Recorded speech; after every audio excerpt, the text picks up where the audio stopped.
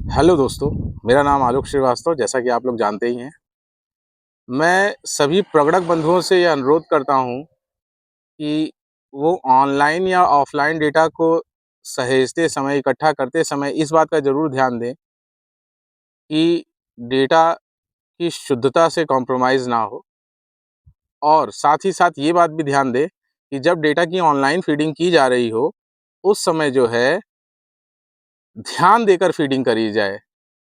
ध्यान से इन 3 चीज़ों को ध्यान देने की विशेष रूप से ज़रूरत है।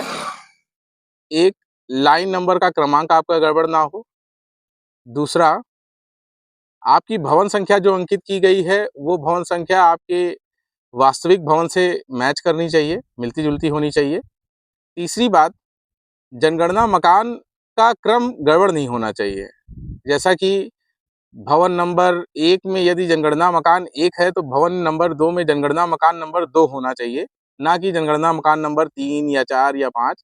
इस तरीके से बीच में संख्याएँ स्किप नहीं होनी चाहिए। ये बात आपको ध्यान देनी चाहिए।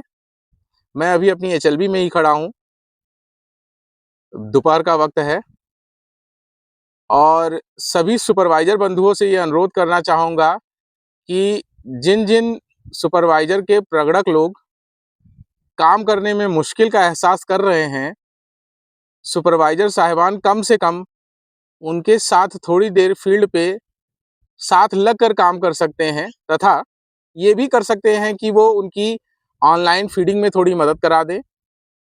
यदि प्रगणक ऑफ़लाइन डेटा सहेज रहे हैं, तो ऑफ़लाइन डेटा सहेजते समय उनके साथ मिलकर ऑफ़लाइन डेटा सहेजने में उनकी मदद करा दें, या फिर मकान संख्या, जबकि जनगणना भवन संख्या और जनगणना मकान संख्या उसके ऊपर डाली जा रही है, तो उस नंबर को डालने में ही उनका सहयोग कर दें। इससे उनका मनोबल भी बढ़ेगा, और साथ ही साथ कार्य करने में सहयोग की भावना का भी विकास होगा।